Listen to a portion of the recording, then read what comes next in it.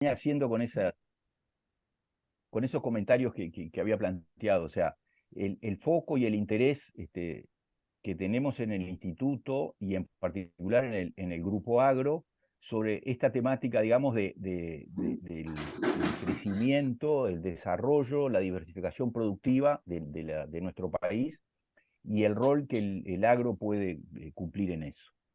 Que en el marco de esa preocupación y revisando bibliografía fue que tuvimos la agradable sorpresa de encontrar muchos trabajos de Anabel Marín que tenían relación con esta temática. Y sin tener previamente un conocimiento personal de ella, la verdad que nos contactamos y tuvo una, digamos, excelente predisposición para poder colaborar y presentarnos sus avances, su visión en este análisis. Anabel es economista en su formación de base, tiene una maestría en economía industrial en la Universidad de Mar del Plata y tiene un doctorado en la Universidad de Sussex, en Inglaterra. Es además investigadora del CONICET, que es el CONICIT argentino, y, y actualmente se desempeña como investigadora principal en el Instituto de Estudios para el Desarrollo de la Universidad de Sussex. O sea que tiene la ventaja, digamos, de que está hoy por hoy mirando todas estas temáticas en lugares que están en la punta del análisis y de la investigación en Inglaterra, pero al mismo tiempo el conocimiento y el arraigo en lo que puede ser la realidad, en particular rioplatense, porque conoce bien Argentina y sabemos todos que las problemáticas de Argentina y el tipo de desafíos que se le plantean en varios aspectos pueden ser muy similares a los que se le plantea a Uruguay, en particular en lo que tiene que ver con el rol del agro. Entonces creemos que agradecemos enormemente a Anabel y que es una presentadora, creo que de lujo, digamos, para los objetivos que nos estamos planteando. Y también tenemos otro comentarista de lujo, que es Miguel Sierra, creo que todos los de Uruguay lo conocemos. Miguel es ingeniero agrónomo de la UDELAR y tiene un doctorado en la Universidad Politécnica de Valencia y ha venido trabajando en estos temas, es un especializado, digamos, en lo que puede ser innovación agroalimentaria. En su presentación destacábamos que él fue presidente del CONICIT, del Consejo Nacional de Investigación Científica y Tecnológica de Uruguay. Todos sabemos que tiene funciones institucionales hoy en día, en línea, etcétera, pero hoy Miguel está presente aquí hablando estrictamente a título personal, no institucional. Entonces, creo que bueno, que tenemos, sabíamos que esta capaz que no era del punto de vista del público uruguayo la mejor hora para lograr una convocatoria muy masiva. Igual ya tenemos 25 participantes y, y la idea por eso es grabarla y difundirla después para que todos los que a esta hora no podían acercarse lo pudieran hacer en el momento que les viniera mejor. Eh, entonces, agradeciendo una vez más a Anabel y a Miguel, ya le damos la palabra entonces a Anabel para que rompa el fuego.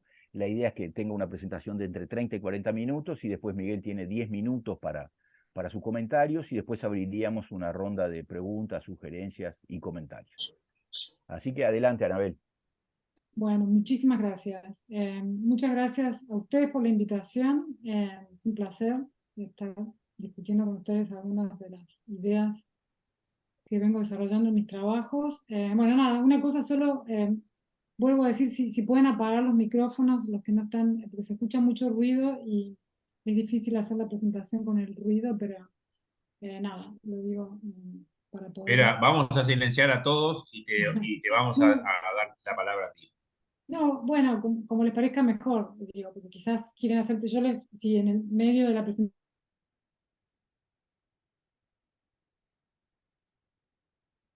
Ojo, quedaste muteada, Anabel. Anabel. A ver ahí. Ahí, perfecto. Listo. Bueno, entonces, nada, primero que nada decir que sí, o sea, la presentación, de verdad tengo bastante trabajo hecho en Argentina, más recientemente también en Chile, en Perú, pero también tuve mi incursión en Uruguay, de hecho, un proyecto que trabajé con Miguel, así que un poco también me enteré a partir de esos proyectos que hicimos, un poco de las problemáticas, en particular en relación al agro en Uruguay.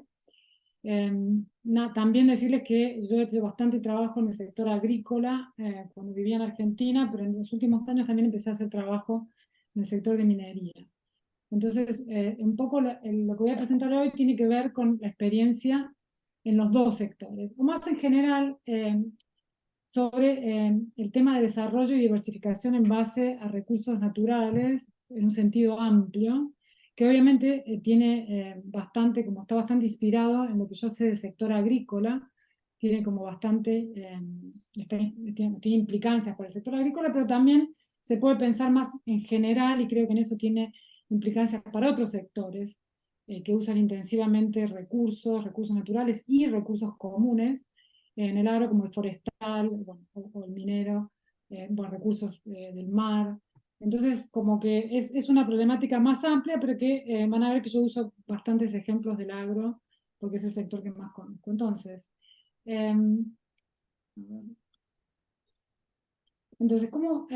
para empezar, un poco poner en contexto lo que les voy a presentar, nosotros empezamos a hablar sobre las posibilidades de desarrollo y diversificación productiva en Asociación de Recursos Naturales hace como 15 años, en un trabajo que hicimos con Carlota Pérez, que en ese momento como que yo diría que la balanza estaba mucho más sesgada hacia las visiones negativas sobre las posibilidades de generar desarrollo productivo y en general podríamos decir desarrollo en asociación a los recursos, en gran medida influenciadas por toda esta idea de la maldición de los recursos que se expandió bastante durante los 60, 70, 80, más que todo, perdón, los 80 es donde se difundió más, pero en los últimos 15 años podríamos decir que se empezó a desarrollar un consenso bastante amplio en la región, y esto yo puedo ver el contraste cuando comparo con las primeras veces que presentaba estos trabajos hace bastantes años, y ahora yo realmente noto que ha crecido bastante el consenso hoy, por lo menos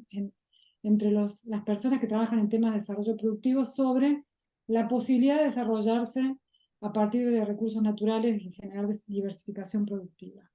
Y esto tiene que ver pero por supuesto que lo que se enfatiza es que depende en gran medida del tipo de políticas que se introduzcan, y se toman esto en base a la experiencia de muchos de los países que lo hicieron en el pasado, pero sobre todo, y esto tiene que ver con el trabajo que hicimos con Carlota, el énfasis ahora es tratar de entender cuáles son las oportunidades históricas en este momento, y en particular, como vamos a hablar de América Latina, para aprovechar esta fuerte especialización que tenemos en actividades vinculadas a recursos naturales y recursos comunes.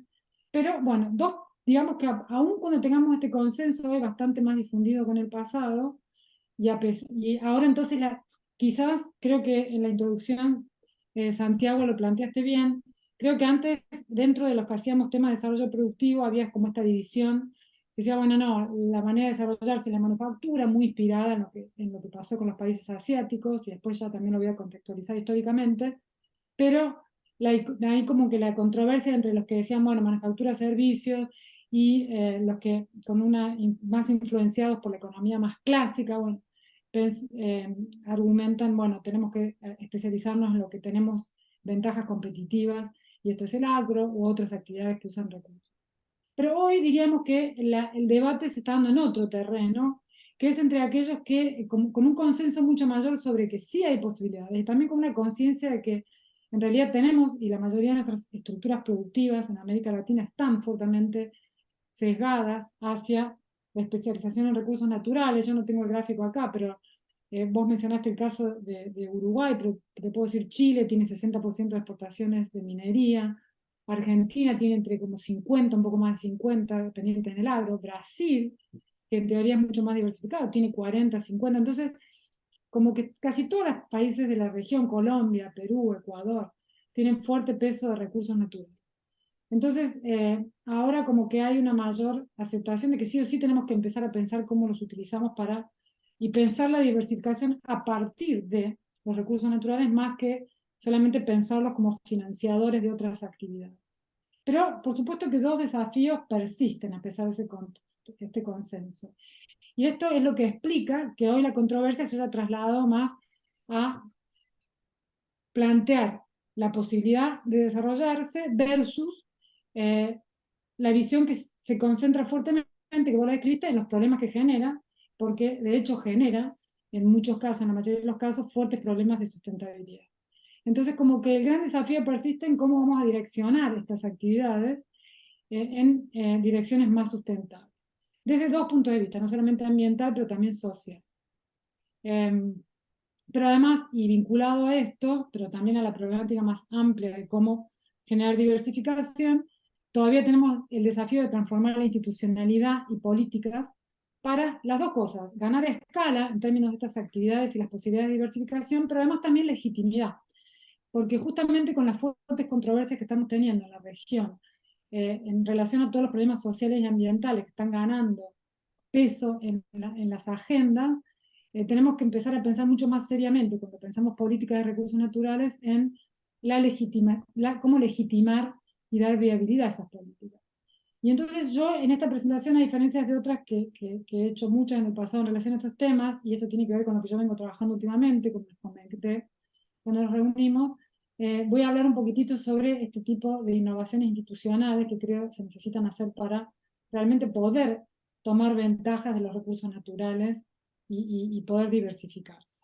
Entonces, voy a empezar hablando en general y esto voy a tratar de ir bastante rápido porque está bastante desarrollado en los artículos que ya están publicados, que ustedes pueden acceder, cuáles son las oportunidades. Quizás voy a agregar ahora algo que no está en lo que está en todo publicado ya, que es la evidencia empírica. Es como un resumen de la evidencia empírica que yo he recolectado ya con más de 15 años de estar estudiando estas oportunidades de diversificación. Les voy a contar un poquito con algunos ejemplos qué es lo que vengo aprendiendo a partir de esos estudios, y después voy a hablar finalmente de del gran desafío, creo yo, desatendido, que tiene que ver con cuáles son las innovaciones de políticas institucionales que necesitamos para poder aprovechar estas ventajas, porque si no, estamos como atrapados en lo discursivo, pero después en lo que tiene que ver con política, no tenemos las herramientas para lidiar con los problemas que las actividades de recursos naturales hoy traen a nuestras sociedades,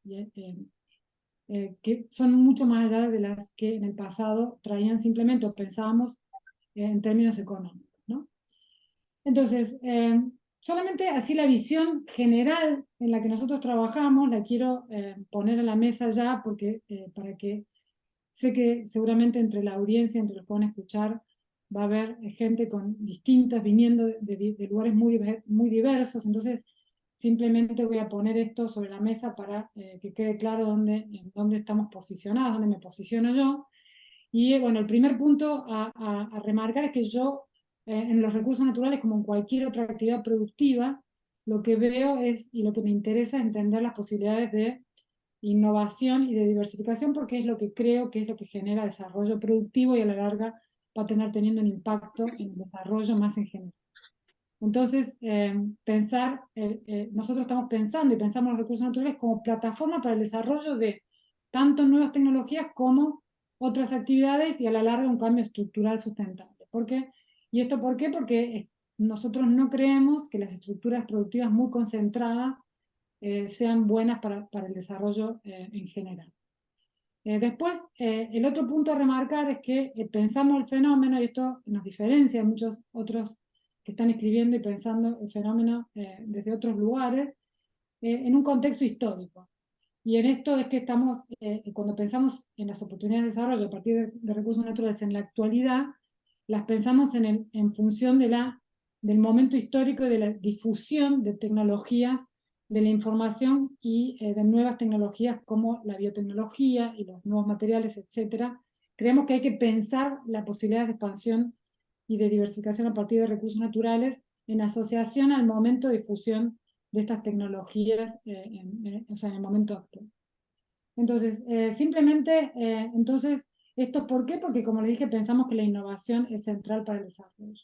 Entonces voy a pasar directamente, y acá quisiera ir bastante rápido. En cualquier caso, después me podrían preguntar al final, pero como les digo, esto está bastante escrito y desarrollado. Simplemente decir que en este momento de difusión de las tecnologías de información y de otras tecnologías como la biotecnología, creemos que hay una oportunidad histórica única, tecnológica, para utilizar recursos naturales para el desarrollo de estas tecnologías que son dependientes y necesitan estos recursos como la biotecnología, los nuevos materiales, pero también hay una oportunidad de mercado por la expansión que en este momento están teniendo ciertos mercados, los cuales necesitan mucho de los recursos y los productos que se generan a partir de recursos naturales y recursos comunes. Quiero aclarar ya que, porque puede ser confuso para algunos y algunas, que yo estoy utilizando recursos naturales y comunes, y esto lo estoy haciendo a propósito porque esto es realmente lo que me está ocupando en este momento en mi trabajo, que es lo que nosotros venimos llamando siempre recursos naturales, que es lo que nosotros pensamos que está en la naturaleza, que es un recurso con el que se puede producir algo. También para, aunque sin discutir esa idea, que está discutida por supuesto, sin entrar en esa discusión, me gustaría aclarar que aún aceptando esa idea, las actividades de recursos naturales utilizan recursos comunes, porque utilizan agua, contaminan y utilizan el aire, y otros recursos utilizan la biodiversidad, que son recursos que se les llaman recursos para el bien común, porque son recursos que también, que aunque se los utilice en las actividades de recursos naturales, también tienen usos y son necesarios para el bien común de las sociedades en las cuales estas actividades se llevan adelante. Entonces, por eso hago esa distinción.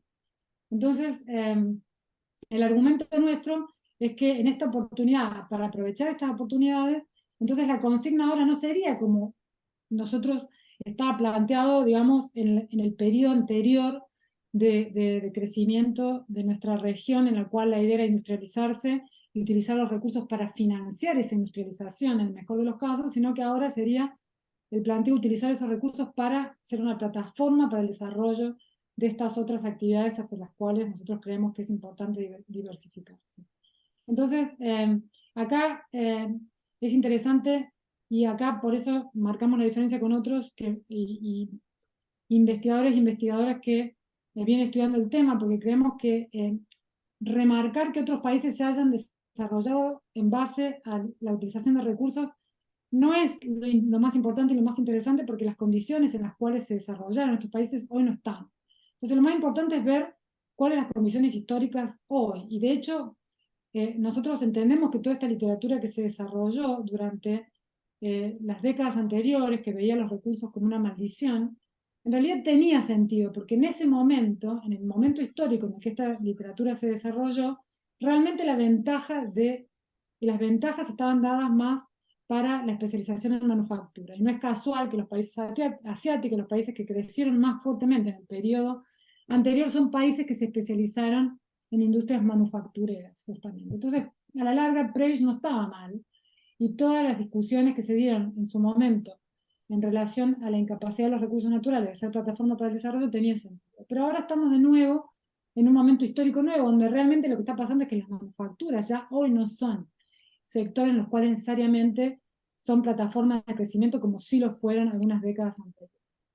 Este es acá simplemente resumo, y esto está en las publicaciones que están ya dando vueltas, cuáles son las ventajas, las oportunidades que existen desde el punto de vista de avances científicos tecnológicos, todo lo que tiene que ver con el avances en las tecnologías de información, tecnologías la biología molecular, etcétera. Todo esto está abriendo oportunidades en varios frentes para innovar en recursos naturales, el aumento en la demanda, no solamente en el volumen, sino también en los requisitos, que da oportunidades para diferenciar que antes no existían. Entonces hoy se premia mucho más que antes la diferenciación, lo cual genera más oportunidades de generar las dos cosas, valor agregado, pero también diversificación, porque hay que proveer a estos sectores que tienen mayores necesidades de innovar. Y creo que ahí, ustedes conociendo bien el sector del agro, tienen bien claro que hoy por hoy todos los insumos que se utilizan para el agro en parte atienden una necesidad de mayor eficiencia, pero en parte también atienden una necesidad de mayor diferenciación. Y después, obviamente, todo el contexto global en el cual hoy, por un lado, tenemos en una mayor globalización en un montón de sentidos y áreas, pero por otro lado, está mucho más favorecido que en el pasado, y hay más oportunidades de hacer desarrollo y agregado de valor a nivel local, porque hay más posibilidades de fragmentación. A su vez, las empresas descentralizan mucho más sus actividades, hay una mayor atención, como ustedes bien dijeron, a todo lo ambiental, lo cual genera, por supuesto, desafíos, pero también nuevas oportunidades. Entonces este es un poco el contexto en el cual tenemos que pensar todo el fenómeno. Lo que me parece importante aclarar, como dije al principio, es que no podemos ya pensar estas oportunidades de desarrollo de recursos naturales si no las ponemos en el contexto de la crisis climática, porque realmente sería un error muy grande. Entonces tenemos que pensar cómo vamos a desarrollarnos y utilizar estos recursos para un desarrollo, pensando que es imperativo y que se está volviendo cada vez más urgente empezar a reducir el uso de recursos. De hecho, hay toda una tendencia global a querer a una dirección de mayor racionalización en el uso de recursos, reciclaje. Pero no solo, si pensamos en el agro también específicamente, y en esto tengo un colega que está trabajando ahora acá con la regulación en la Comisión Europea sobre la reducción en el uso de pesticidas, que va a terminar afectando las importaciones. O sea, hay una tendencia global que no solamente está asociada a la crisis climática, sino más en general a los problemas ambientales, en la cual vamos a tener que pensar el desarrollo de nuestras actividades dentro de ese contexto. ¿Y qué significa? Entonces, ahora lo que me gustaría es pasar a contarles un poquitito los casos en los que hemos trabajado, tratando de entender hasta qué punto en la región se vienen aprovechando. Porque, bueno, diciendo todo esto en un plano como conceptual y mirando las grandes tendencias globales, luego, por supuesto, la pregunta es, bueno, ¿qué está pasando en América Latina? ¿Qué está pasando en nuestros países? ¿Hasta qué punto se están aprovechando estas oportunidades nuevas de demanda tecnológica, de fragmentación de los mercados? ¿Estamos desarrollando proveedores? ¿En qué sectores? ¿Qué tipo de proveedores? Porque obviamente no estamos en un nivel de desarrollo que es el que nosotros quisiéramos. Siempre se pone como ejemplo, sobre todo en el caso de la minería, a un país como Australia, por ejemplo, que empezó teniendo un 80-90% de peso del sector minero en sus exportaciones, a una distribución muchísimo más equilibrada, en la cual hoy el sector de proveedores a la minería exporta tanto como el sector minero. Y es el sector de empresas que provee empresas de servicios tecnológicos. Es el ejemplo que se pone por excelencia y creo que casi todos los que están trabajando en estos temas les gustaría que lleguemos a algo como eso. Entonces, estamos nosotros a bastante distancia cuando pensamos los pesos de los distintos sectores en la estructura productiva y de exportación. Pero, sin embargo, hemos hecho y tenemos casos muy interesantes, y yo en general me centro en los casos exitosos porque me interesa entender más que en una descripción generalizada de lo que hay y lo que no hay. Me interesa en tratar de entender qué empresas han logrado entrar como proveedoras y cómo lo han hecho. Y entonces tengo acá, les voy a contar un poquitito lo que viene de esos varios estudios que he hecho en Argentina y en Chile, en distintos sectores, pero voy a poner ejemplos más que todo del agro, sabiendo qué es lo que a ustedes les interesa, en donde aparecieron algunos hechos estilizados que quiero compartir con ustedes. Entonces, el primero es que evidentemente los actores de la diversificación productiva a partir de recursos naturales son diferentes, y que en la medida que hay actores diferentes, los enfoques de política para promover la diversificación tienen que ser diferentes. El segundo es que las vinculaciones, en general, aguas arriba tienen más posibilidades que las aguas abajo, lo que no significa que haya que descuidar ninguna de las dos, pero quiero explicar un poquito por qué.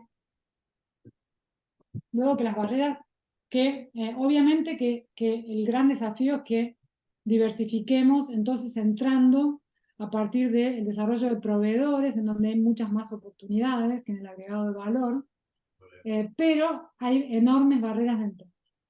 Y eso les voy a mostrar un ejemplo ahora enseguida. Pero también hay ventanas de oportunidad para la entrada, y las empresas que han logrado entrar en la región lo han hecho aprovechando esas ventanas de oportunidad que les voy a contar un poco. Y por último, simplemente que los desafíos para expandirse que tienen estas empresas que entraron aprovechando estas ventanas de oportunidad también cambia de acuerdo a cómo entrar.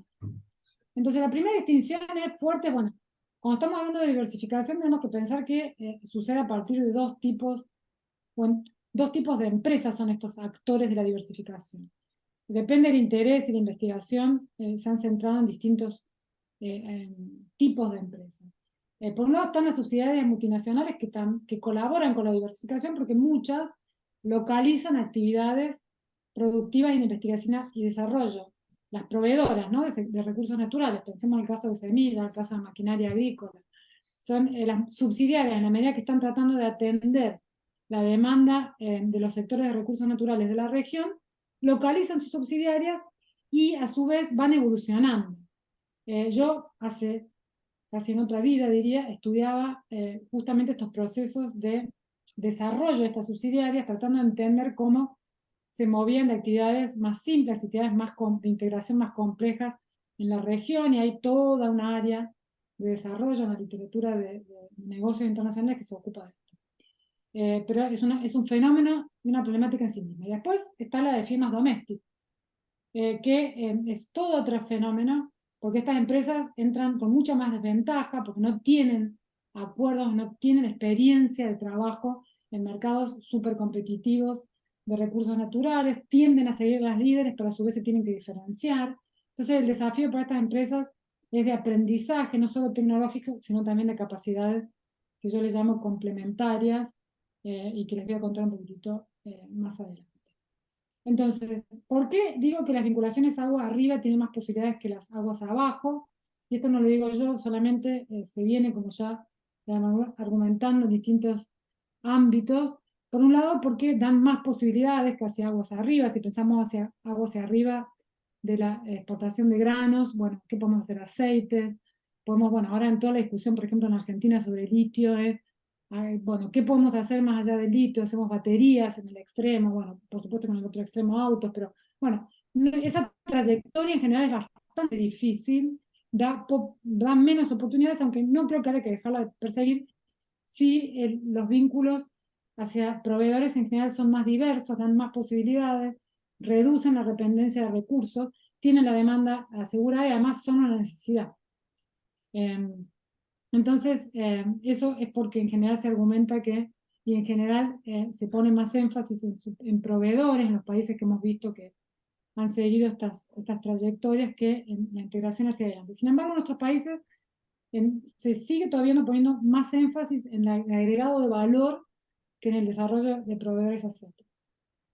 Bueno, el otro tema que también quería compartir con ustedes, que aparece bastante en los estudios que hicimos, son las altas barreras de entrada en los sectores compradores, sobre todo cuando hablamos de sectores como minería, petróleo, no sé, supongo que también el caso de forestal, que yo no lo he estudiado.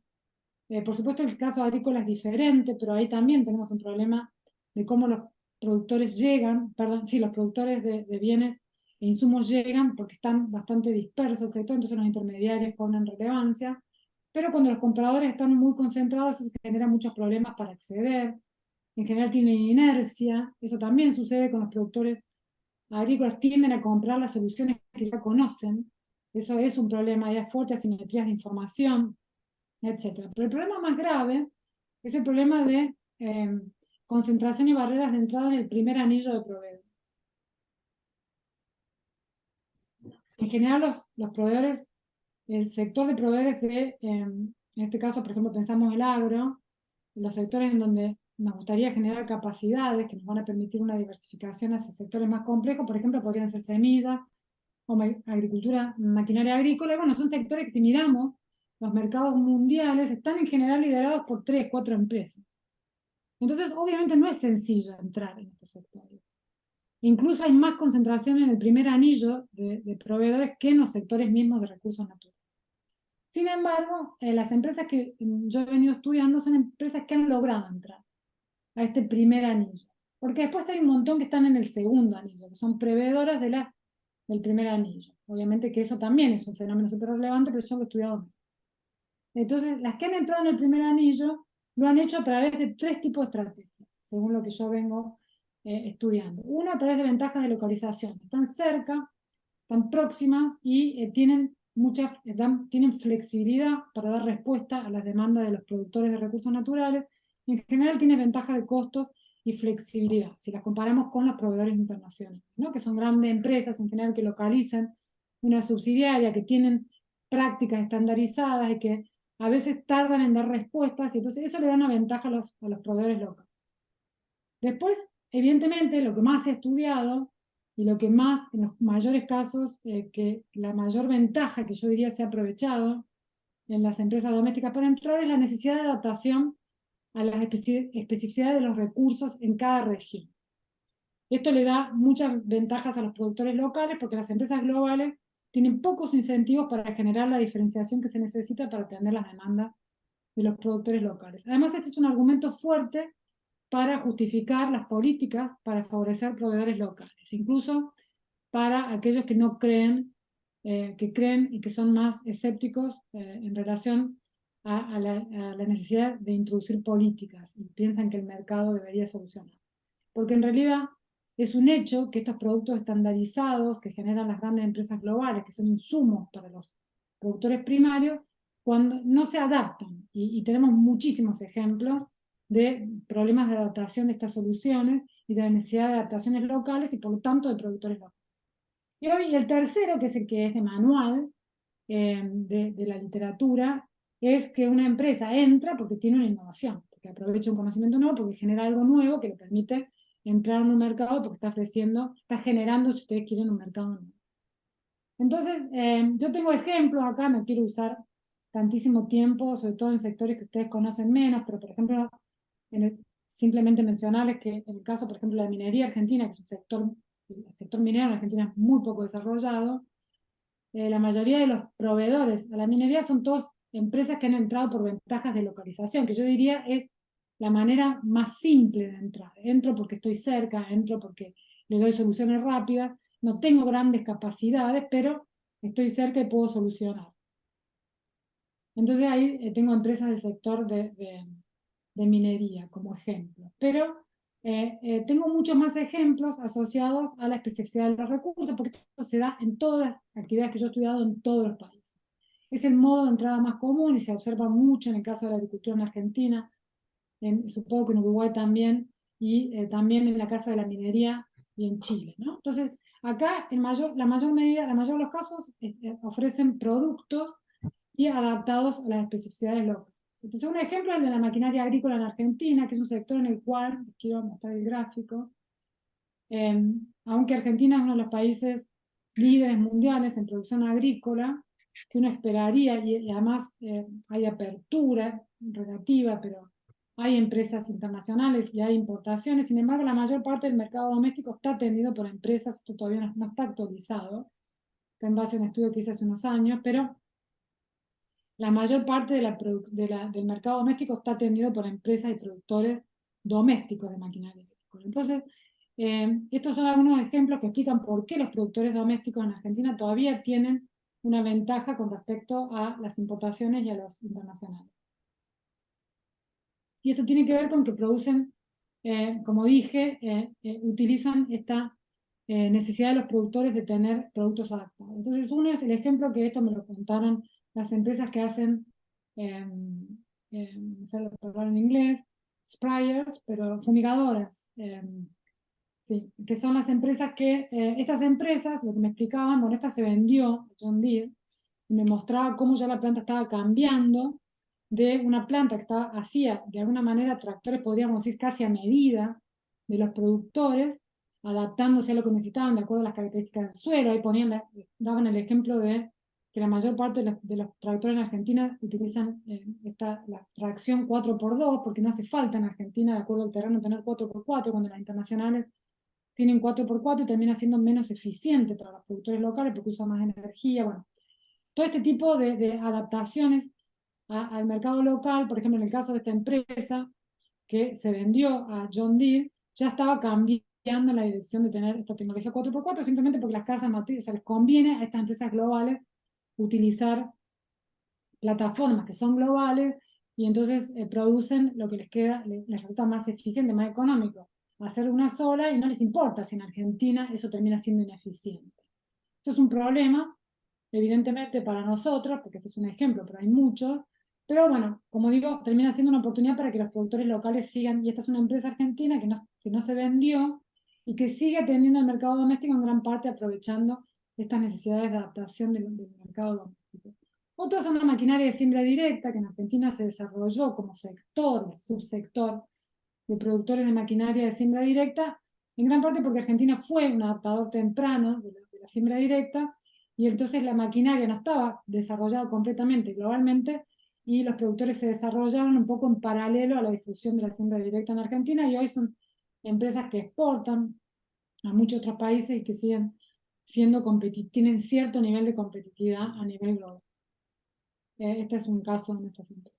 Después está el caso de semillas, que esto lo hemos trabajado con Miguel en un proyecto que hicimos para INEA. Yo la empresa Estado en Mario, que ustedes seguro la conocen, la vengo estudiando hace bastante tiempo. Hace poco publiqué un artículo que se los puedo compartir, en donde explico bastante bien por qué yo entiendo que esta empresa justamente se pudo expandir tanto, aún teniendo una gran competencia de las empresas globales, e interesantemente ganar un mercado como el de Brasil, en el cual las empresas globales hacen mucho más esfuerzo para instalarse y ganar el mercado que en un mercado como Argentina o digamos Uruguay, porque son mercados más chicos.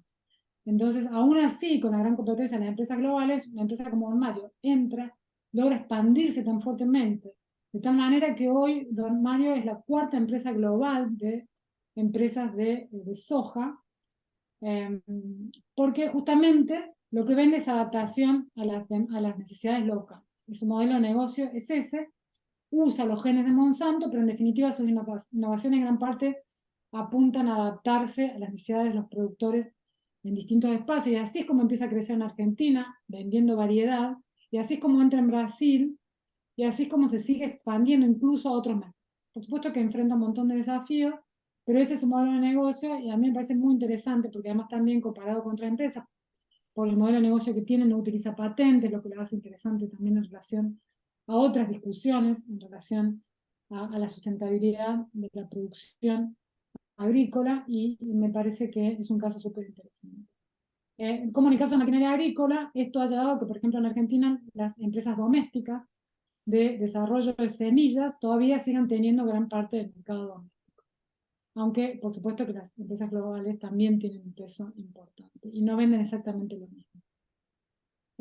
Bueno, después en el tercer caso, que son las ventajas de nuevo conocimiento, es el menos común, es el más difícil, perdón que hay algunas cosas me quedaron en inglés, pero bueno, acá estas empresas en general hacen uso de ventajas de nuevo conocimiento, como tecnología de información, nuevos materiales, como dije, biología molecular, y hay ejemplos en todos los sectores. Y acá hay ejemplo por excelencia de Argentina, aunque hay otros, es el caso de la empresa Bioceres, que también ustedes seguro la conocen, que es una empresa que se dedicó justamente al desarrollo de genes basado en enteramente en nuevo conocimiento, tiene más de 100 patentes, una empresa que empezó a cotizar en bolsa y creció enormemente con un modelo de negocio completamente diferente al de la empresa Don Mario, pero y mucho más basado en el desarrollo de nuevos conocimientos, con que, no sé, habría que estar para toda una discusión aparte, hasta qué punto es una empresa más o menos exitosa que la empresa Don Mario. Son dos modelos completamente diferentes y súper interesantes para pensar los contrastes en términos de posibilidades de entrada, de crecimiento, pero también si pensamos la política científica o tecnológica, porque esta es una empresa que recibió muchísimo financiamiento del Estado argentino, a diferencia de la empresa normal que recibió casi nada, y que incluso tuvo que ir a consolidar a otros países porque todo lo que hay en el sistema argentino la perjudica. Pero la empresa, en cambio, Bioceres, que está mucho más asociada al sector biotecnológico en Argentina, que es bastante poderoso, recibió muchísimo, de hecho recibió el 80% de los fondos Fontal en Argentina que dan en el sector de biotecnología agrícola, que se destinaron a este sector, que es bastante fuerte ese, ¿no? Pero bueno, cuando uno mira la trayectoria también se ve que ha hecho una trayectoria súper interesante de una empresa que es un grupo, que está diversificado, que está operando en otros sectores, etc. Bueno, otra empresa menos conocida, quizás esta empresa Caimán, que no sé si ustedes la conocen, pero es una empresa que justamente se terminó vendiendo también, y eso cuando uno lo ve le da bastante tristeza, pero es una empresa que hizo un desarrollo interesantísimo utilizando una tecnología que se utilizaba en mástiles de velero para hacer más livianos estas, no sé el nombre, que las que se utilizan para justamente hacer difusión en la maquinaria, en las fumigadoras, y bueno, se terminó vendiendo porque esta innovación fue una innovación bastante de frontera que también la compró yo. Bueno, el último punto que quiero hacer acá es que todas estas estrategias de entrada son todas válidas y les sirven a esas empresas y son interesantes. Obviamente sin embargo, requieren enfoques de política diferentes, ¿no? Y por eso es interesante entender bien cómo estamos pensando que las empresas que queremos que crezcan y se difundan como proveedoras de los sectores de recursos naturales. Bueno, tenemos que entender cómo entran para poder adaptar las políticas y además también para pensar cuáles son sus desafíos de crecimiento. Las que se entran por localización, en general obviamente el desafío es diversificar clientes y además también estandarizar productos, porque terminan haciendo cosas muy tailor-made, adaptadas, que después es un problema. Terminan siendo muy dependientes de un grupo reducido de compradores. Las que entran por localización, obviamente que tienen que diversificar regiones, pasar de lo local a lo global. El caso de Don Mario es muy interesante para ver lo que sí hay que hacer. Y las que entran por conocimiento, y esto es un área en la que yo estoy trabajando fuertemente ahora, necesitan desarrollar activos complementarios porque si no, aún con grandes inversiones en temas de innovación y ciencia y tecnología, no las pueden explotar esas inversiones porque solo las empresas globales tienen los activos complementarios que se necesitan. Y en el caso de Bioceres lo vemos clarísimo, le costó 20 años que se le aprobara, se le desregulara su evento biotecnológico, aún en un país como Argentina que tenía todas las ganas de desregularlo, pero la empresa no tenía las capacidades y tampoco ni siquiera las instituciones argentinas la tenían. Entonces todo es un fenómeno muy interesante que da para también toda una charla aparte, pero no quiero detener más porque quiero hablar del último punto de esta presentación, que tiene que ver justamente con lo que está, o sea, cuáles son las innovaciones institucionales y de política entonces que se necesitan para acompañar estos procesos de diversificación, pero también abordar los desafíos que implica el uso de recursos naturales y recursos del bien común para la producción en estos sectores. Entonces, el primer punto a remarcar, que me gustaría remarcar, es que las políticas de desarrollo en base a recursos naturales tienen que ser políticas de desarrollo productivo, de innovación social y ambiental. Son políticas que tienen que cruzar toda esta frontera. Pero con un fuerte foco en el tema de innovación y desarrollo productivo. Ahí simplemente, yo tengo un repaso acá, que no quiero aburrirlos a ustedes, porque solamente están familiarizados, pero toda la discusión sobre políticas productivas e innovación ha evolucionado de la idea de solucionar fallas de mercado y complementar la actividad del sector privado a ideas mucho más intervencionistas, si queremos llamarle, en las cuales está claro que hay que no solamente complementar al sector privado, sino intervenir directamente fomentando tecnologías específicas. Bueno, el caso de Bioceres lo podemos usar como ejemplo. Es un caso en el que esta empresa y empresas relacionadas que se vienen desarrollando es porque el Estado decidió fuertemente invertir en tecnologías específicas que se consideraban importantes para el agro en Argentina. Si no hubiera habido esas inversiones, no hubiera sucedido. Pero después tenemos el caso de Normal. Entonces, esto es un tema interesante para después discutir. Después, obviamente, que con lo que acabo de mostrar antes, no es solamente un tema de qué tecnologías y qué sectores, sino que además el Estado tiene que tener en cuenta para el diseño de políticas los desafíos que enfrentan tipos de empresas específicos, no son todos iguales. Entonces, cuando queremos, si vamos a pensar cómo fomentar un sector, un área, hay que pensar las circunstancias diferentes que enfrentan empresas de acuerdo a cómo entraron, en qué posición están, en qué etapa de crecimiento están, etc. Entonces hay que tener un entendimiento bastante acabado de la situación y la heterogeneidad que tienen las empresas en cada momento en los cuales estamos haciendo intervención de política.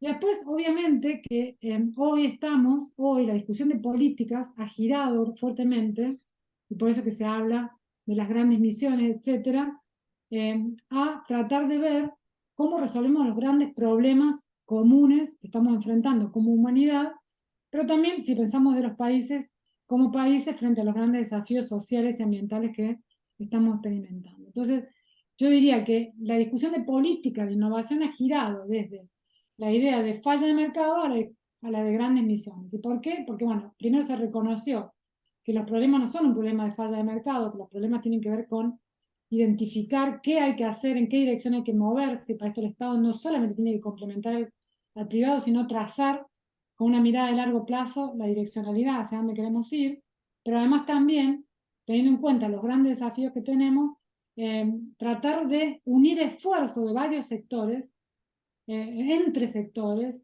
ni no solo entre sectores, sino también entre diversos actores sociales para moverse en esas direcciones. Por eso es que se habla de esta idea de grandes misiones, que justamente el mensaje de la idea de grandes misiones es que hay que alinear esfuerzos entre actores y sectores diversos dentro de nuestras sociedades.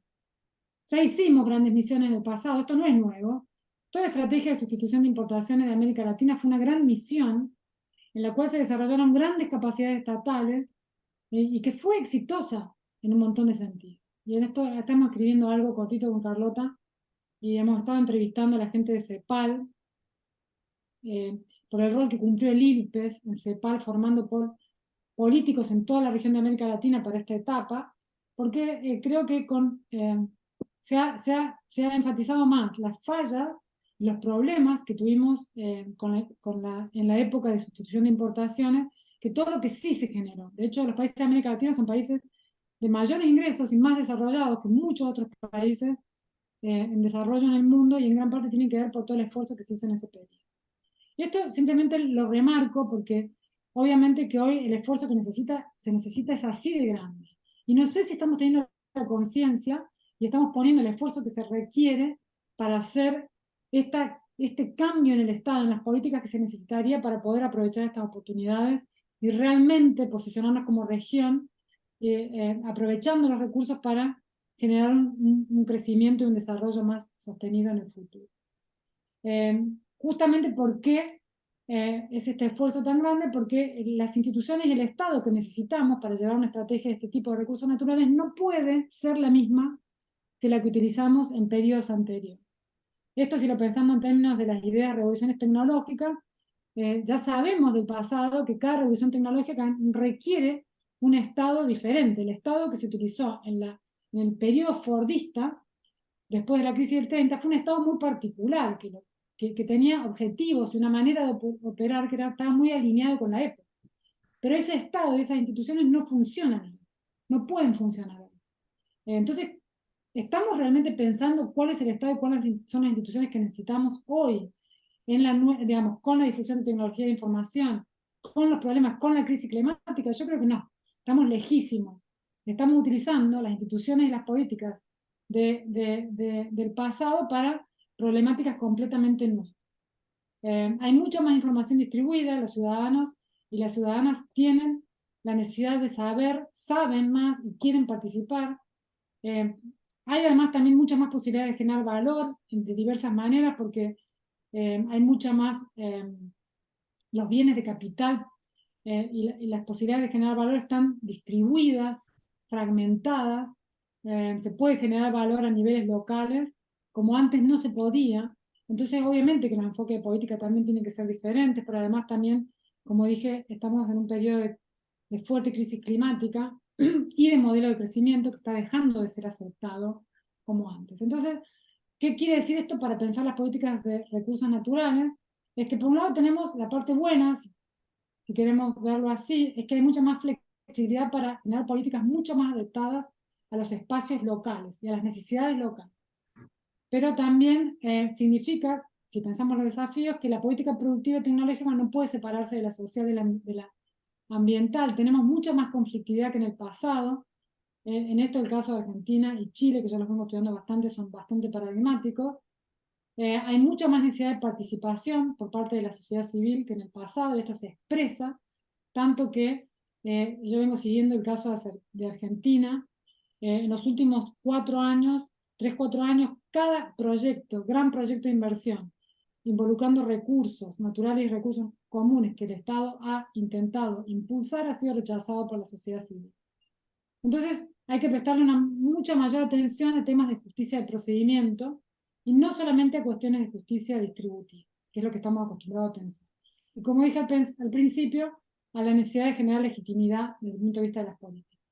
Entonces, el Estado tiene que ser mucho más abierto, transparente y flexible que en el pasado, con instituciones más descentralizadas. O sea, lo mismo que estamos viendo en las empresas, que han dejado de operar como pirámides absolutamente jerarquizadas y burocráticas, y han empezado a operar con estructuras más flexibles y distribuidas. Lo mismo tendríamos que pensar desde el punto de vista del Estado, y también pensar cómo generamos interdependencias dinámicas entre el Estado, empresas y también las comunidades y la sociedad civil. Es decir, movernos de modelos exclusivamente top-down, desde el Estado hacia la sociedad, desde el Estado hacia las empresas, hacia modelos de capacidades y decisiones mucho más distribuidas. Y para esto necesitamos tres tipos de coordinación. Ubicación de una que se viene hablando bastante, coordinación público-privada, una de la que se habla menos y que es fundamental es coordinación público-pública, y después obviamente coordinación público-sociedad civil. Entonces, público-privada, esto quedó bastante claro y viene ya de los estudios que se hicieron de la experiencia asiática. Para hacer política productiva, para hacer política de mercado, hay que interactuar con el sector privado, pero también hay que evitar que el sector privado capture, y para esto se desarrolló esta idea de embedded autonomy, que quiere decir que el Estado, que a su vez hay que generar los mecanismos de control y coordinación con distintos sectores de la sociedad para que el Estado no quede en una posición de captura de los intereses del sector privado. Y esto es importante porque si no el Estado y el sector privado es lo mismo, y eso no puede ser bueno. Después, pensando en la coordinación público-pública, ahí es importante remarcar, sobre todo en los sectores de recursos naturales, y esto ustedes seguro tienen clarísimo también, queda en evidencia que cuando estamos pensando en innovación en el sector del agro, no podemos pensarla separada de cuestiones regulatorias de bioseguridad. El caso de Bioser es clarísimo, como dije, 20 años para regular un evento. Se invirtió, desde el punto de vista del Estado, millones y millones de dólares en la innovación tecnológica, sin embargo no se invirtió nada en las capacidades institucionales que se requerían para acompañar esa innovación, porque esa innovación no puede llegar al mercado si no está desregulada. Lo mismo podemos pensar en términos de desarrollo de patentes, etc. Entonces, la coordinación público-pública, y bueno, si pensamos que las actividades de recursos naturales generan impactos ambientales necesariamente, no puede ser posible que, como tenemos ahora, la política ambiental y la política productiva sean tratadas separadamente.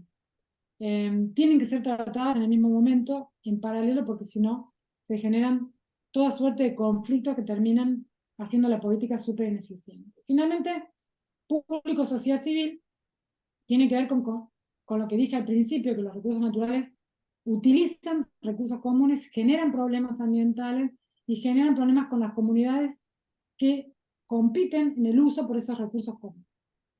Entonces generan conflictos. Yo vengo estudiando la problemática de los conflictos hace tiempo, no quiero gastar mucho tiempo en esto, pero en Argentina la conflictividad, por ejemplo, con la sociedad civil ha frenado completamente la actividad minera, y no es que yo diga que creo que debería ser impulsada, pero sí, si lo pensamos desde el punto de vista del gobierno, que la viene tratando de impulsar desde el año 1990, cuando se fomentó una nueva ley de inversión de atracción minera, durante el gobierno periodo menemista en Argentina, con un fuerte objetivo muy importante de atraer y expandir el sector minero. Desde entonces, esto no se ha logrado. Y si miramos las razones, hay algunas que tienen que ver con la inestabilidad en el marco regulatorio, pero en gran medida yo diría que tiene que ver con la resistencia y la conflictividad que la actividad minera en Argentina. Y si no está pasando lo mismo en el agro, es porque el agro tiene una historia mucho más larga, y porque el país depende mucho más enteramente del sector agrícola, pero hay muchísima conflictividad y resistencia por la contaminación de aguas, por los problemas de salud que tiene asociado. Ustedes quizás deben conocer los fuertes movimientos de resistencia en Argentina que hay también, y los problemas, bueno, por ejemplo, el uso del trigo transgénico tuvo un montón de resistencia, sigue teniendo un montón de resistencia. Entonces, esto es un fenómeno que tenemos que atender cuando pensamos la política. Esta es la situación de Chile, que es interesantísima porque Chile es un país absolutamente minero. Sin embargo, el 50% de su actividad minera está resistida por la sociedad civil, lo cual es un gran problema para el país. Sin embargo, no tenemos las instituciones para abordar esta problemática. ¿Cuál es la problemática? Que tenemos que negociar, tenemos que aprender a negociar entre actores con intereses diversos, más que tratar de anular la existencia o negar la existencia de estos intereses diversos, es asumirlos y ver cómo lidiamos con eso y cómo generamos políticas y cómo generamos transformaciones reconociendo esta diversidad de intereses y estos conflictos. ¿Y cómo tienen que ser estas instituciones? Bueno, tienen que ser instituciones más deliberativas. Y en esto creo que Uruguay tiene alguna experiencia, sobre todo en política científica en el pasado. Judith las he estudiado, pero en lo que tiene que ver con políticas productivas y de grandes inversiones, tenemos muchísima menos experiencia incluso en todo el mundo. Ventajas de modelos más deliberativos es que por un lado son más eficientes, dan más pragmatismo, legitimidad a los procesos. ¿Por qué son más eficientes? Porque utilizan mucho más conocimiento distribuido, a su vez involucran a los ciudadanos en la toma de decisiones, después es mucho más difícil que haya resistencia, pero a su vez también obviamente tienen ventajas desde un punto de vista normativo, porque pueden direccionar en procesos mucho más justos y democráticos, y que a su vez la idea y la esperanza es que también sean más sustentables ambientalmente, desde el punto de vista ambiental, no solo desde el punto de vista social. Entonces, ya termino con esto. Recursos naturales han sido y siguen siendo muy importantes para la región. Ya hay como bastante aceptación de que pueden ser aprovechados para el desarrollo, pero tenemos que pensarlo desde un punto de vista histórico. La urgencia hoy es direccionar verde y obviamente poner mucho esfuerzo en la diversificación productiva, pero en una dirección verde, y para poder hacer esto necesitamos repensar enteramente las políticas y la institucionalidad en una dirección de mayor horizontalidad, regionalización, flexibilidad, en procesos que den más legitimidad a las políticas, dejar de pensar que las políticas, porque las piensa el gobierno, van a sí o sí ser aceptadas hacia abajo. Se requieren mucho más acuerdos, negociaciones, y por lo tanto en general tenemos que dejar solo de pensar en innovaciones tecnológicas y también empezar a pensar en innovaciones sociales e institucionales. Bueno, con esto cierro. Muchísimas gracias. Y perdón si me extendí un poco.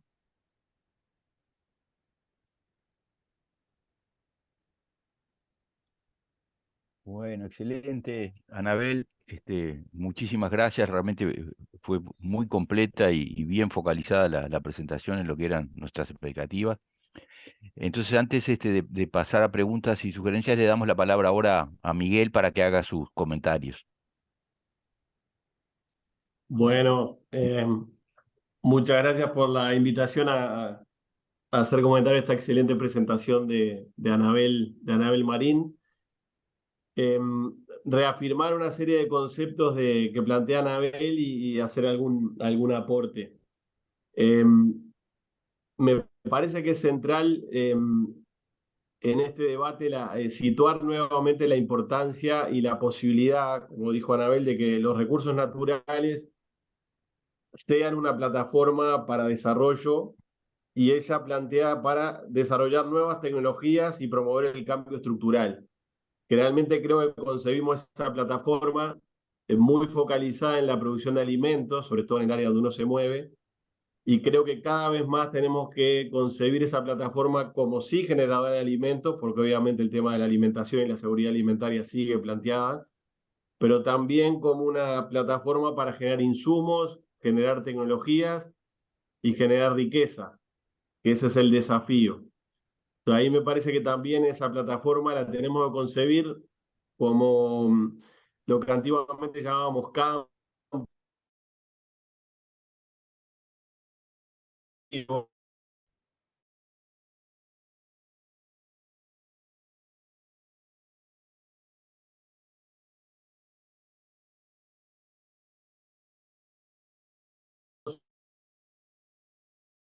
la lupa muy fina, como hizo Anabel en la identificación de los distintos anillos y las ventajas, dónde podemos tener ventajas en posicionarnos en esas redes bioagroindustriales y de servicios, en esas tres dimensiones que planteaba, de ventajas de localización, de adaptación a los recursos y de ventajas de nuevo conocimiento.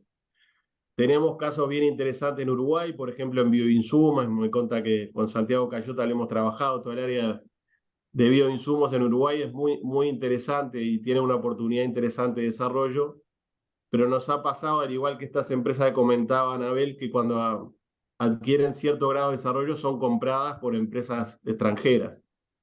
Entonces tenemos también ahí esa debilidad en el país de generar empresas con un componente científico-tecnológico importante. Las que logramos hacer a veces llegan a una escala media, no ni siquiera grande, y ya son compradas por multinacionales. En este caso era el Cali Esterilaje, por ejemplo, en bioinsumos, pero nos ha pasado en el sector cárnico, sector arrocero, etcétera, empresas que llegan a determinada dimensión y son vendidas a actores internacionales o regionales de mayor dimensión. Por tanto, ahí tenemos un desafío en las políticas de ciencia, tecnología e innovación. También tenemos que pensar qué sujeto empresarial tenemos y cuál precisamos. Y ahí, obviamente, una dimensión es ver el tema en escala regional. Nosotros tenemos un caso bien interesante con Don Mario que planteaba Anabel. Un grupo acá de INIA y de Facultad de Ciencias identificó un gen resistente a sequía en soja, lo protegieron y la empresa que estuvo interesada en comprar o vincularse a ese gen ha sido Don Mario. Entonces, hay también una lógica regional que debiéramos empezar a concebir más activamente con Argentina y Brasil, que obviamente es de Uruguay, de pensar estas redes de captura y agregado de valor en clave y escala regional.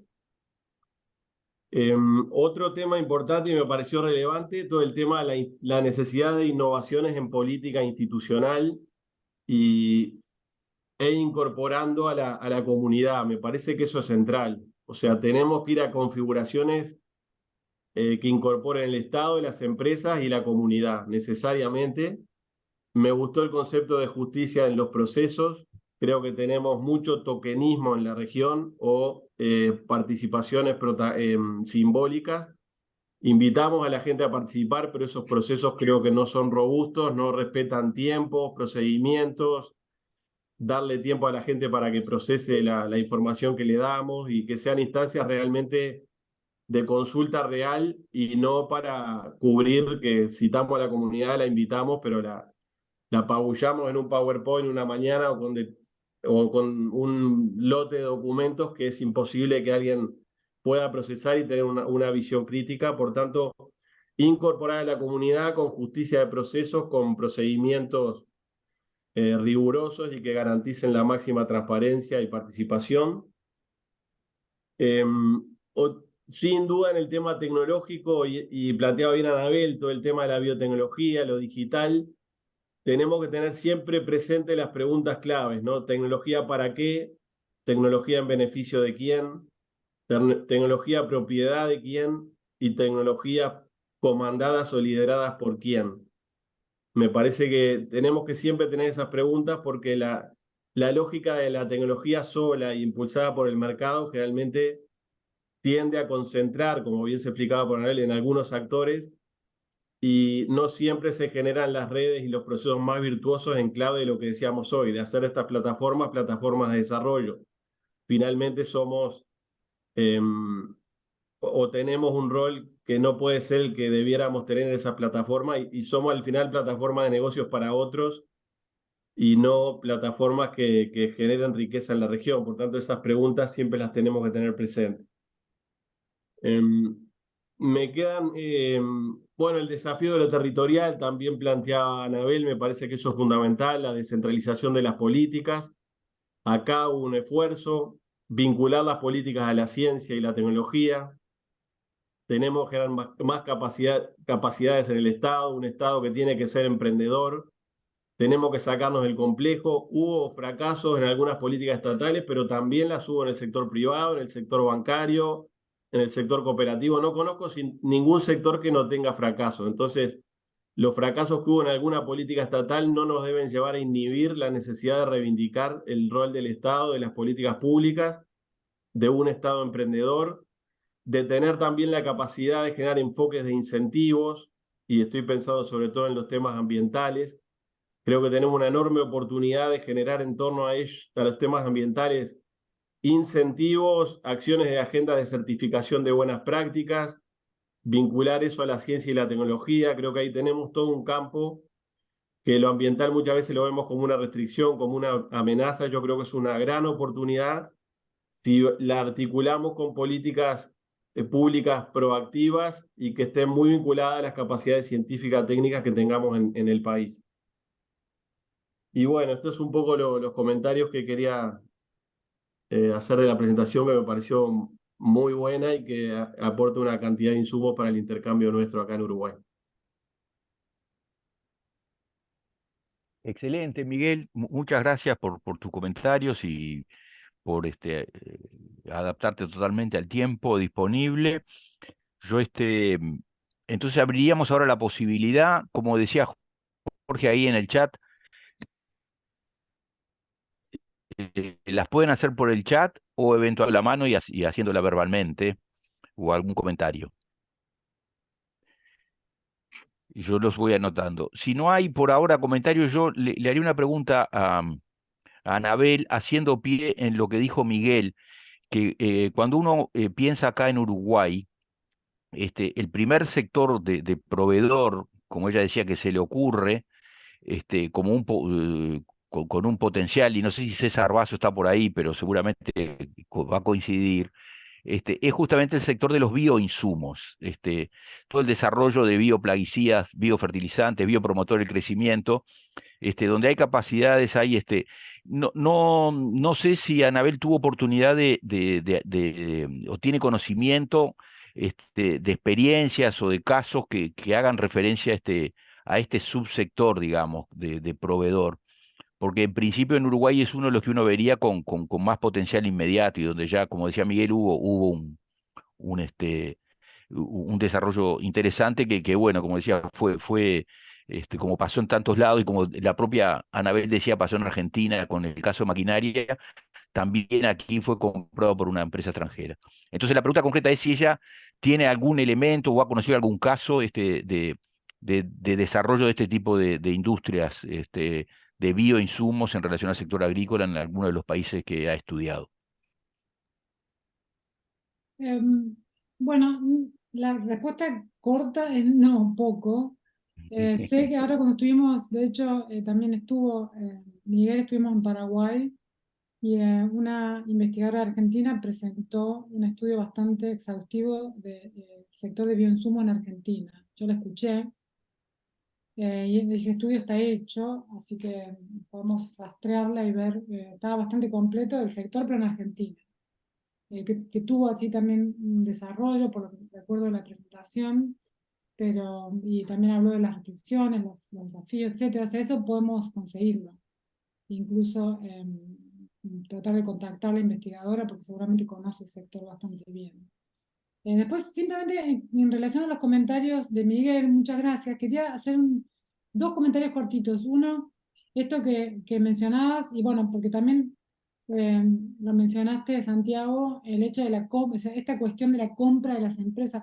A mí me parece un tema bastante serio de política, desde el punto de vista que invertimos grandes recursos públicos para desarrollar sectores, áreas, empresas, tecnologías, con la expectativa de que va a haber, de que ese desarrollo empresario va a tener un impacto positivo y bueno, también, si no, desde el punto de vista de externalidades, más en general, porque hay formación de recursos humanos, bueno, podríamos argumentar por muchas razones, pero siempre termina siendo como uno se desilusiona cuando ve que se venden en grandes empresas globales y las condiciones en las que se venden en general. Y ahí yo simplemente quiero decir que esta es un área en la que yo vengo trabajando. Ahora tengo un proyecto grande acá en Inglaterra en el sector de farmacéutico. Me moví un poco, pero simplemente por una oportunidad de financiamiento, pero el tema es el mismo. Yo estoy muy inspirada en lo que entendí durante que estudié el caso de semillas en Argentina. Yo creo que el desafío son las capacidades complementarias. Yo creo que estas empresas, muchas de estas empresas, tienen capacidades tecnológicas de innovación. Ahora lo estamos viendo con el tema de edición genética, algunas empresas en Argentina bastante buenas, con que tienen innovaciones que podríamos llamar de frontera, están haciendo cosas que podrían ser consideradas innovativas desde el punto de vista global y que entonces uno lo que lee en la literatura de estudios de innovación es que estas empresas tienen posibilidades de crecer, bla, bla, bla, pero en realidad después vemos que no, que hay muchísimas restricciones. Y yo de lo que estudié y lo que entendí de los estudios que hice, creo que la gran restricción son las capacidades complementarias y que toda la literatura de innovación es bastante pobre. Bueno, se habla de muy general, bueno, capacidades de marketing, organizacionales, pero no, en realidad en estos sectores, que son muchos de los sectores que están vinculados al agro, son muy específicas. Son empresas que tienen que saber, que tienen que poder, por ejemplo, saber patentar si va por ese lado. Y ahí, o sea, si uno mira lo que invierten las empresas grandes, y yo no tengo los números exactos, pero tengo algunos, invierten mucho más de lo que nosotros creemos en abogados que ni idea. O sea, en lo que tiene que ver con toda la defensa y la posibilidad de capturar la renta de esas innovaciones es donde nosotros creo que fallamos. Y bueno, en el caso, nombré el caso de vacunas porque fue clarísimo cómo había, en un momento había 300 desarrollos, pero después hubo una empresa o dos que se ganaron el mercado global, y estas empresas que se lo ganaron, incluso abiertamente son empresas que no tenían las capacidades científicas ni tecnológicas, sino que lo que tenían son capacidades complementarias. Sin embargo, nosotros no estudiamos mucho estas capacidades complementarias, no invertimos en estas capacidades complementarias, no hay proyectos de públicos que estén orientados específicamente a esas capacidades complementarias. Yo ahora en lo que es el sector de vacunas y en el agro, estudié específicamente lo que le llamo capacidades políticas de las empresas, que es la capacidad de gestionar el entorno, que uno podría decir lobby, pero bueno, lobby es una parte. También tiene que tener capacidad de afectar el espacio público. Bueno, una cantidad de capacidades. Quiero decirles que esa es el área en la que yo estoy trabajando en este momento, en lo que tiene que ver en el área de innovación más tradicional mía, y que yo creo que tenemos que aprender muchísimo más. Quería mencionarlo porque justo lo mencionaste, Miguel, y me parece que deberíamos aprender y entender mucho más eso con las empresas exitosas que sí lo han logrado. Después simplemente con lo de justicia de procedimiento, que también lo mencionaste y que estoy de acuerdo que es el gran tema, que ahí de nuevo tenemos que hacer experimentos porque no tenemos el conocimiento de cómo hacerlo bien. Tenemos algunos indicios de cuestiones importantes para reducir temas de asimetría de poder, de asimetría de información. Tenemos algunos indicios, pero no tenemos conocimiento de práctico de cómo hacerlo. Entonces, yo estoy como en los últimos 2 años obsesionada con la idea de que tenemos que hacer experimentos de política en regiones, lugares específicos y ver qué podemos aprender. Eso es todo. Excelente, excelente, Anabel. Perdón. Eh, Muchas gracias. Hay una pregunta en el chat de César Failache que dice, muy desafiante la presentación. Y a ver, que aquí se me corrió. Ay, perdón. Muy desafiante la presentación y se comparte plenamente las observaciones de Miguel. Una pregunta, ¿cómo piensa que se darán los efectos de derrame? ¿Vía empleo o vía impuestos? Y otra, ¿cómo evitar la conformación de intereses utilizando el Estado como mero promotor? La repito si querés, ¿cómo piensa que se darán los efectos de derrame vía empleo o vía impuestos? Y cómo evitar la conformación de intereses, tú hablaste algo de la captura, ¿no? Utilizando el Estado como mero promotor. Bueno, o sea, yo no trabajo ni en temas de empleo ni en temas de impuestos específicamente, pero obviamente que son, sobre todo, bueno, impuestos en sí mismo, esto es un área fuertemente de economía política, en el sentido de que obviamente es donde se dan las fuertes negociaciones entre el sector privado y el sector público, y creo que es un área muy sensible y que hay que prestarle mucha atención. Sin embargo, creo que, o sea, yo no investigo esos temas ni trabajo en esos temas porque trabajo en el impacto de largo plazo, mediano plazo de las actividades, tratando de por eso me interesan los encadenamientos y cómo generan otras actividades. En general, el tema impositivo tiene que ver con una redistribución de los ingresos que se generan en el corto plazo, y que es un tema de negociación de economía política, y hay, bueno, muchísimo trabajo. De hecho, acá en IDS, donde yo estoy, hay toda un área entera que se dedica al estudio de impuestos, que es un tax center, que en todo caso sería interesante conversar con ellos para pensar un poco más el tema impositivo, que es un gran tema, ¿no? Por ejemplo, recientemente salió a la luz que en Chile el sector del litio, que creo que paga 5 veces más impuestos que en Argentina, que es un poco sorprendente conociendo la historia de los dos países, pero sin embargo es así. Entonces, bueno, obviamente es un tema muy importante para pensar como una manera de distribuir los beneficios, pero que no sé si tiene tanto que ver con la discusión más de venida, o sea, tiene que ver, pero no es lo que yo estaba discutiendo en esta presentación. Después, tema de empleo, bueno, los sectores de recursos son acusados de emplear poco, pero pagar mucho cada vez más, porque están utilizando más trabajo calificado, pero justamente gran parte de la obsesión y del interés en generar encadenamientos, es porque en general los sectores proveedores generan mucho más empleo que los sectores, y además también se expande el efecto sobre el empleo de los sectores primarios que tienen poco empleo. Entonces estamos esperando que generen efectos desde otros lugares y no necesariamente del empleo.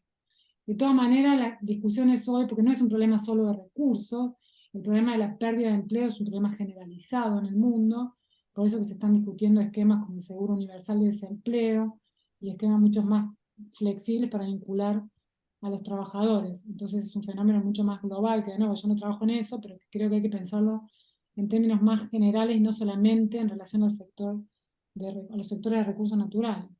Y los temas de captura son los temas que justamente yo traté al final y tienen que ver con justamente la propuesta de abrir mucho más las instituciones y tomar decisiones de manera más deliberativa, tiene que ver con buscar maneras de evitar la captura, porque hoy gran parte de la ineficiencia del Estado en muchas áreas tiene que ver con la captura, que no es un tema, yo creo, por lo menos, y de mi experiencia de haber trabajado cercanamente con el Estado en Argentina, no es un tema de corrupción, es un tema de intereses alineados, ¿no? O sea, si gran parte de justamente los impuestos, los ingresos, las inversiones en un país dependen de unos pocos sectores, bueno, esos sectores van a tener mucha llegada al Estado. Y la única manera de contrarrestar ese poder fáctico es teniendo y utilizando el poder que existe en otras partes de la sociedad, que por suerte existe en nuestros países. A diferencia, yo ahora estoy acá en Inglaterra y en parte de mi clúster hay una investigadora de China,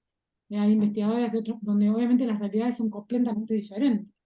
Entonces, cuando discutimos estos temas salen cuestiones muy interesantes, pero nosotros tenemos un poder distribuido, histórico, que lo podemos utilizar, pero no lo estamos utilizando para evitar y para contrarrestar estos problemas de captura que sí tenemos y que hacen las políticas muchísimo más ineficientes en todos los ámbitos, incluidos los impositivos, ¿no? Esto es lo que yo creo.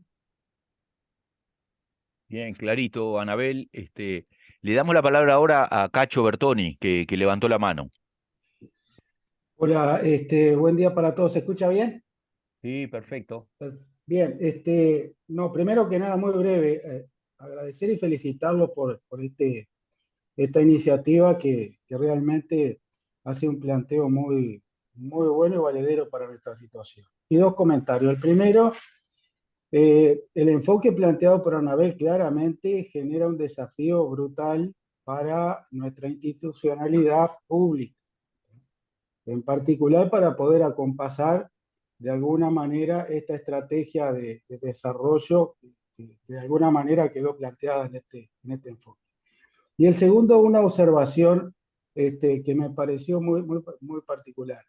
Los dos ejemplos que se plantearon, que plantea Anabel sobre de empresas argentinas con acceso por la vía del conocimiento y con un modelo de negocio muy particular, caso de Don Mario y Bioceres. En particular aquí en Uruguay, aterrizaron o desembarcaron a través de dos empresas locales que tienen características muy, muy interesantes acá en Uruguay. Caso concreto de Barracaerro en Don Mario, caso concreto de ADP con Bioceres, que me parece simplemente que es un elemento que ameritaría un estudio un poquito más en profundidad de ver algunas estrategias en ese sentido. Era eso y reitero el agradecimiento y buenas tardes para todos. Excelente, Cacho, muchas gracias. Baja la mano cuando puedas ahí. Bueno, no sé, si no hay más preguntas o comentarios, estamos cumpliendo la hora y media. Leonardo Seijo tiene un comentario Ah, perdón. bien, no lo vi. Adelante. ¿Está Está escrito en el escrito. chat? Sí. A ver, para que lo voy a Dice, buscar. Anabel, ¿cómo ves el concepto de acciones de oro que la empresa apoyada por el Estado no puede vender y de esa forma el Estado, luego de realizado la inversión en la promoción de la empresa, pueda capturar dividendos? Yo no conocía el concepto, pero me parece que tenemos que pensar en este tipo de medidas. Sé que en el Ministerio de Ciencia y Tecnología en Argentina, porque conozco a la persona que se encarga un poco de estas negociaciones, están pensando esquemas para en los casos en los cuales hay fuerte inversión del sector público en el desarrollo de tecnología, para ver cómo si se venden, cómo se genera acceso preferencial a las tecnologías, etcétera, pero no se avanza mucho, y es un tema que me preocupa muchísimo en general, y acá tengo una colega que es abogada, que trabaja en el Ministerio de Ciencia y Tecnología, experta en temas de derecho de propiedad intelectual, que está con su equipo pensando mucho en esto, y también en asociación con gente del CONICET en Argentina, porque se invierte mucho que después, de manera que no vuelve. Entonces, no conocía la idea, pero creo que hay que pensar este tipo de esquemas y de políticas, y hay que no ser tímidos, porque realmente son muchos recursos que se invierten y no está tan claro cómo después vuelven a la sociedad entera cuando son recursos públicos, ¿no? Aunque yo no diría que no hay que invertir, pero sí diría que llegó el momento, pasamos toda una etapa, y los que venimos trabajando en temas de política científica y tecnológica, tuvimos todo un periodo donde el énfasis era en enfatizar la importancia de hacer política científica y tecnológica, invertir en recursos, y ahí, bueno, mostrando cómo nuestra región invierte mucho menos que los países de altos ingresos, cuando vemos porcentajes, bla, bla, bla, todo muy lindo. Se empezó, en toda la mayoría de los países tenemos nuestro Ministerio de Ciencia y Tecnología, en muchos casos capturado, en este caso no por empresas privadas, pero por sectores, de los sectores científicos que empujan para invertir en un lado u otro. Y hoy creo que llegó el momento de hacer una reflexión en cómo capturar los beneficios de esas inversiones en ciencia y tecnología. Entonces estamos como en un nuevo momento que creo que debería llevarnos a revisar, sin con eso dar argumentos para no invertir, sino para justamente empezar a ver cómo esas inversiones pueden dar más beneficios sociales, ¿no? Y eso creo, así que me parece que esa idea, el concepto podría ser interesante. Bien, sí, gracias. No, justo en línea con lo que tú decís, Leonardo comenta en el chat que lo leyó por primera vez en un trabajo de Mariana Mazzucato, esa idea de las acciones de oro. Bien. La verdad que este enfoque de la diversificación productiva tiene un fuerte énfasis de enfoque de género, ¿no? Porque entre Carlota Pérez, tú, Mariana Mazzucato con las misiones están marcando la cancha. Bueno, no sé si hay alguna otra pregunta, otra intervención. Si no, estaríamos entonces cerrando por acá, agradeciendo una vez más a Anabel y a Miguel y a todos los que se arrimaron a participar. Obviamente nos encantaría poder seguir trabajando y coordinando tanto con Anabel como con Miguel. Ya buscaremos la forma. Y bueno, y con el concurso de todos ustedes que se han sumado, digamos, desde distintos lugares. Que están todos, la idea es que todo esto quede, obviamente queda grabado, vamos a quedar con el link colgado en la página del instituto, porque creo que vale la pena que esto se difunda, a pesar que tuvimos una muy buena concurrencia de que llegó a las 40 personas en un momento, amerita para que lo vea todavía muchísima más gente y sea objeto de discusión y de profundización. Así que bueno, muchas gracias a todos y buen mediodía. Hasta luego. Muchas gracias. Hasta luego. Chao, Anabel. Muchas Chao, gracias. Miguel. Gracias. Muchas gracias. Chao, chao. Chao.